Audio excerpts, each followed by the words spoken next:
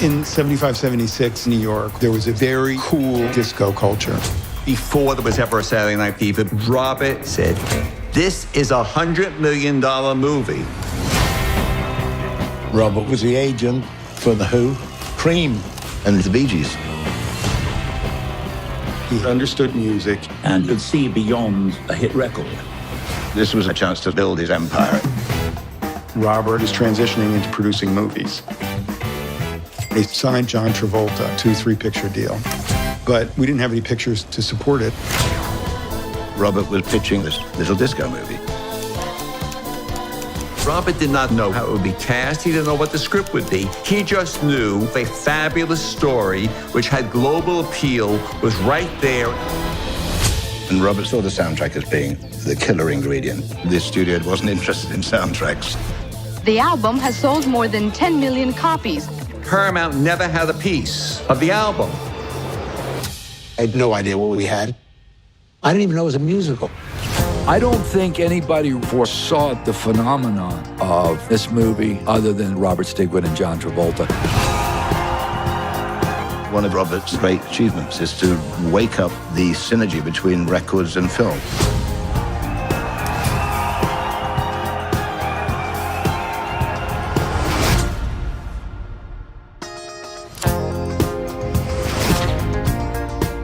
Okay, we're recording. We're good. It's nice to make your acquaintance. Same here. Yeah. Where are you, by the way? I'm in Brooklyn, downtown Brooklyn. Oh, very nice. Okay. And what about yourself? Yeah. I am about 100 miles north of the city right now. Okay. I did the most cliche thing and fled New York during the pandemic. Oh, well, I'm glad you had a place to flee to. That's great. Well, I created it. I mean, I didn't have it. It was just so much drama. Another time, conversation for another time. I just started reading Our Country Friends by Gary Steingart. Have you heard about this book? Well, I know Gary. I've actually met that guy. He's a novelist. I've read one of his novels. Yeah. And I have friends who are, I think I was friends with somebody he was once, maybe not dating, but I was at a party where I met him and I was like, oh, I read your novel. I was so excited to meet this novelist, Well, this book is about him going to the country, going to the Catskills during COVID and then inviting his friends up. And I literally just started, but I can tell it's going to be good. His friends have all had different relationships and love stories. Nice. And yeah, he's sourcing all of his material, like going to different butchers and liquor stores to get all the right ingredients. It's great. I mean, it feels like the way I would probably want to do it if I were living up there. Yeah. I was thinking, he's escaped New York to get away from from COVID or let's say the stresses that come around from living in a packed environment, only to start having super spreaders at his home in the Catskills. Exactly. I think that's part of the storytelling eventually. Yeah, but well, I was kind of curious to, like, somebody, I was born in 1963. And those movies, those Robert Stigwood movies, because he was sort of the impetus for so much of those, even though people maybe think of the directors as the people that, that's their movie. But in a way, these movies, like, of course, Saturday Night Fever and Grease and certainly, and in the plays that he produced, they were huge influences. But I just started to learn about Robert Stigwood, in my 30s and 40s, and got to know more because I was more interested in that, who these people were. I mean, he's one of those Zelig types who is just there. He's like this. It's almost shocking that nobody's ever done a documentary about. Well, Adam, that's exactly how I felt. And that's what drew me to him, because I was talking to Bill Simmons. Bill and I had been talking, Bill Simmons of Ringer had been talking about doing a film together. He had seen a film I made called Panic and really liked that. And so we just started talking, and I said I wanted to, as a former musician, wanted to do a film about music. And he hadn't really let on about the music. I'm not sure he didn't. This was three and a half years ago or so. And I started poking around disco because I was born in 1970 and remember my brother's fascination with disco, who are older than me. They're in their later 50s, 58 and 60. My age. Your age, yes. But as a kid, you know, the ages seem so much further apart as when I was little. But I remember them going to discos and wearing all those outfits and feathering their hair back and using the blow dryer and getting. We had a '77 Caprice Classic with an 8-track tape player in it. Yeah. And listening to that soundtrack as my brother got his driver's license and was driving me around. I grew up in Buffalo, driving me around Buffalo. And as an Italian American, you know, Saturday Night Fever, all of it just sort of fed into this fascination that I had. So I just started poking around Saturday Night Fever, the Bee Gees. I was like, where do I want to land? And I discovered, I first saw the RSO. I remember the hippo on Right. 45s and LP. Yes. And I didn't know who Robert Stigwood was. I guess I'd never paid attention to credits and movies or whatever. And then I started to piece together this guy's life. And I was like, holy cow, how have I not known about him? If I don't know about him, there's a lot of people that don't know about him. Right. And so I went down that road. And Bill was, you know, like he had done in the 30 for 30 series, you know, wasn't interested in kind of root to ball biographies, but, you know, a little bit off center, coming in at a different angle, maybe a moment in time. Right. And that's the ESPN series, right? On the sports stories. Yeah. Which I thought were always kind of unique. You know, that was the way he curated, I think, many parts of it. I mean, you know, that's another great series. You're, by the way, we should mention that, that this one, Mr. Saturday Night, which is the documentary we've been talking about, the Robert Stigwood story, is part of the Music Box series. I did one with another filmmaker, Garrett Price, I think, with the Woodstock '93 documentary. I didn't know I'd be coming back, but I'm glad. So this is part of a series too. ESPN, they had an interesting way in because they would find specifically documentary filmmakers who didn't have a sports background, which I really like. So their way in was all about, you know, sort of drama and story, you know, and there's so much around Stigwood as well. I mean, yeah, no, absolutely. And I think when I pitched that idea to Bill picked up on it right away and was like, go for it. You know, like, let's see what happens. And he and HBO gave me lots of resources to, you know, find the right, to be able to tell the story the way I wanted to tell it, which was I wanted to only talk to people who knew Stigwood or had worked on the series and had lived the experience. Even the people in Brooklyn who went to Club 2001 back then and lived in Bensonhurst. But also I wanted it to be almost sort of in a way encased in amber and not do shot interviews of them today. So you could experience Travolta in all his glory and all of these characters the way they were when they were young. I think it was a gambit that really sort of paid off. It takes a lot to stitch it all together archivally and stuff, but I definitely wanted it to be that way. I thought that would be it would feel immersive, and you'd be immersed in what was then Stigwood's life, you know, and deal making and all of that stuff. So yeah, I think he's a fascinating character. And, you know, and that was a moment where it was almost impossible that he wouldn't have a hit, whether it was on radio, on Broadway, or in Hollywood. I mean, it really was a miraculous run of. Yeah. I mean, what it seemed like for a while there, just about everything he touched became the best-selling this, that, or the other. You know, whether it was an album, the soundtrack for Grease, soundtrack for Saturday Night Fever, of course. You know, Evita wins the Tonys, and I mean, it's just spectacular, breaking records left and right everywhere. He's maybe the last great impresario. I think that's right. I mean, he had great vision. I always say this, you know, in Hollywood, and I guess in any business, there are very few visionaries, right? Most people can't pick a hit or pick the right thing until 10 people tell them it's going to be a hit or that's going to be, but he saw the chessboard in a different way in that period. And he had a great sense of smell, as Nick Cohn says in the film, to pick winners. I mean, he risked a lot picking Travolta, who was then a TV star and a teen idol. But Welcome Back, Kotter. Yeah, Welcome Back, Kotter, Boy in the Bubble. But but he hadn't. That was a time when that didn't translate to the big screen often. You know, TV actors didn't jump and become matinee idols, and he gambled on him. He gave him a $1 million contract, which was a lot of money then for 3 films.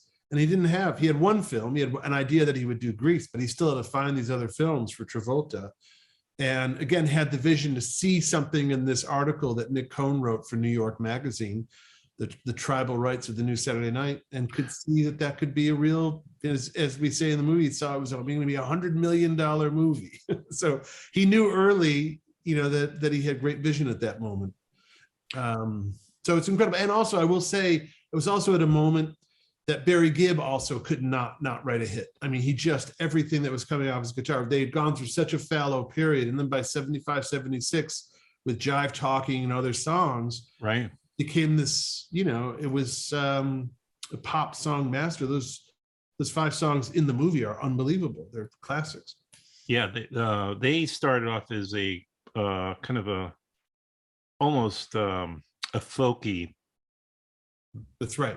Acapella, like act. Very, very, very much so from that period. And then their career sort of collapsed for a while, and then this was their comeback. And I mean, my God, what a comeback! Right. Oh so they were being held. And interestingly enough, both they were Australian born. Yep. Like Robert Stigwood, and but are known for, kind of more understood to be British. That's right. I guess they came up. They were part of the British invasion, so they have that in common with Stigwood, who's also an Australian-born, English-based, for lack of another word. I think what you're getting at too is actually a big part of when I make these films, when I do like a biography like this.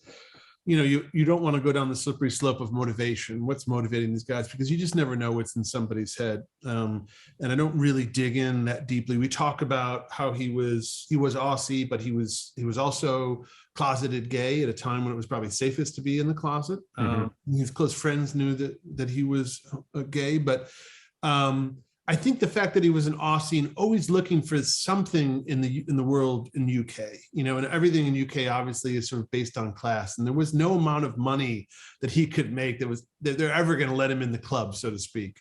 And that's why he always had those Rolls Royces and the big tutored mansions and the race car he's driving around his estate. And then at the end of the film, you see this massive yacht that is so uncomfortably big, but just a sign of absolute great wealth, with the whole staff. And I think that's the tell about him, at the end of the movie, when you see him eating his sausages with the HP sauce, and there's a sadness to him, I think. And I think it is that striving, that Aussie thing about being in UK that motivated him a lot to be a success and make money. And maybe what also there is on the personal side of him remains somewhat enigmatic, even with your documentary, which really, again, it's called Mr. Saturday Night, and it really it's a lot of, you have some amazing access, and you learn so much about him, but there's still this part of him seems that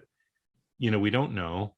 And I wonder what the end of his life was like those last years. You're sort of painting a sadder or maybe more melancholy Robert. Well, I think they were. I mean, he was an alcoholic, and I think the last. I mean, he always, basically like a lot of wealthy Brits did, especially in the entertainment world, left the UK. He was in Bermuda, where his yacht was. Tax reasons or. For tax reasons, yeah. Mm-hmm. They were so heavily taxed. Clapton, I mean, a lot of people left. The Stones, they kind of hid out, and Stigwood did that. He wasn't throwing big parties in LA. I mean, he had an office in New York and stuff. So there was always a kind of cloistered side to him. Now, he had a close group of friends that did know him, a lot of young men who were part of his kind of entourage. Right. Fortunate that still exist and told us stories in the film. But yeah, there was always a reserve. There was always an arm's length. There was no autobiography written by him. He didn't keep a journal. So we're really left with just the work and the little bits. The stuff that I have of him on the yacht was, again, there was one of the young men who was around, a part of his entourage, was filming him then. And he lived in Bermuda, and we reached out to him. We found him. I don't quite remember even how we got a hold of him, or if he reached out to us. But he said, if you come to Bermuda, he'll give us these tapes. which no one's ever seen before. So a lot of that end of the film footage was stuff nobody's ever seen. So we got that. We went to Bermuda. We had a quarantine. We reproduced everything, and then left and came back, and that's what you see in the film. So we get little glimpses, personal glimpses. But yeah, the film lives through his work, and especially in that moment, that sort of red hot moment of his in the mid 70s. Mm-hmm. Premieres on HBO Friday? Thursday. Excuse me. The 9th. Thursday, the 9th of December. Yep, at 8 p.m. At 8 p.m. Eastern time, or anywhere. Yeah, it starts streaming. Yeah, it streams on, now it's all simultaneous. So I think it airs on HBO and streams at the same time. And did you feel like you got what you were after? Do you feel frustrated at any level of maybe that there was still more, almost like, when is this documentary over? When, as a filmmaker, I mean, I don't know if that was an experience you had. I really didn't. Part of it for me too was wanting to capture the music of that period. And I think in another scenario where I didn't have the money and the resources to pay for the songs, to license the songs, I would have felt like, boy, if I would have just, there's great moments when we show up at places, and we're able to just pound in with a great soundtrack from the Tramps or from whoever, and Case in the Sunshine, and whatever. We were able to license. We had the money and the resources to license that stuff. So, because I want people, there's a whole two generations probably of people who don't remember that period. Some of the songs are classics, but like just to really ground people in the moment. Obviously, I wish there was the great audio journal of Robert Stigwood that, giving us all of his motivations and understanding of his internal life and what drove him. But short of that, no, I feel like I really, I stumbled upon a great yarn. One of the big gets for me was Nick Cohn himself, who I find to be a fascinating character. Again, the author of the essay that would inspire the story of Saturday Night Fever. That's right. He called the tribal rights of the new Saturday Night Live, of the new Saturday Night. Yeah, of the new Saturday Night. Yeah. And it's all about this Brooklyn enclave in Bay Ridge and this club, because Nick had been charting, for your audience, disco was really largely an underground music and culture and movement, black gay music is how that's been described. And it really was until 1975 when The Hustle came out and really dragged disco into the mainstream, which, as you know, is the death knell for any great cultural movement. And suddenly secretaries, lawyers, everyone's going out to the disco and doing the disco. So by the time this article comes out in 76, it's red hot, but it's starting to die out. And by the time they make Saturday Night Fever, it's really starting to die out. And the movie gave it new life. But Nick told a different story. Nick saw that the clubs in Brooklyn were harder edge. They weren't they weren't open. If anything, they were very tribal, as he says. He brought this great dancer friend of his who was black, and the second he stepped on the dance floor in 2001, he got beat up almost immediately, and that leave the club. So this fascinated Nick to understand the sort of rituals and culture of this very tribal Italian American community, which I knew a little bit about from some of my other work. And then he wrote this beautiful kind of new journalism. Took lots of liberties with the language, but it's a really great piece of magazine journalism in the spirit of Gay Talese and Thomas Wolfe. Right. Yeah. I've actually, it's funny enough because it's come up, in a number of films, like as documentaries or maybe making ofs, like in terms of, I've seen, this is like, because of course, Saturday Night Fever is such a touchstone. It's such I think that's why it's maybe at the apex of Stigwood's career, because it was not, I think there was so much there was a densely made film. I know his relationship with John Badham was difficult, right? Yeah. They had a difficult relationship, but what they made was works, as a dramatic film, and maybe it was the best thing that, at least on screen, that Stigwood was ever part of, right? Yeah, I would say. That and Grease. Grease is a great. There's so many people. It's a bit. Yeah. I mean, as good as entertaining as it is, and of course it's a classic. It's I think that Saturday Night Fever had touched a broader audience. Yeah, no, I may be wrong, because I don't know. I think I don't. It's a good question. I mean, I know it's sold because the power of that soundtrack and the fact that he put it out before the movie even came out. That's still, I think we're still listening to the Bee Gees. When those songs come on the radio, everybody just drops in. I think Grease was far less, has not had the stamina as the Saturday Night Fever soundtrack has had. But I will say, everybody I ever dated, every girl that I knew could recite that movie by heart. And there's a generation of people for whom that movie was seminal, so important. But again, to even been a little part of any one of those productions at that point, those were his productions. It's kind of amazing. And the fact that he transformed a pretty stale 50s musical, something fresh that, in the middle of the 70s, I don't know. It's kind of remarkable, the success he had. Again, it's called Mr. Saturday Night. It's directed by John Maggio. And it's going to be premiering on HBO and HBO Max on Thursday, December 9th at 8:00 p.m. And thank you very much. Again, I apologize for being tardy, but I really enjoyed it. All right. Let's do this again, and absolutely, yeah. Because I have a feeling those Robert Stigwood lost tapes of his telling his entire unloading of his entire personal life is out there. Somebody's got them. I know. Turn up. Well, maybe they'll see this interview and say, "Why didn't you reach out to me? Here they are, and we'll just do the sequel."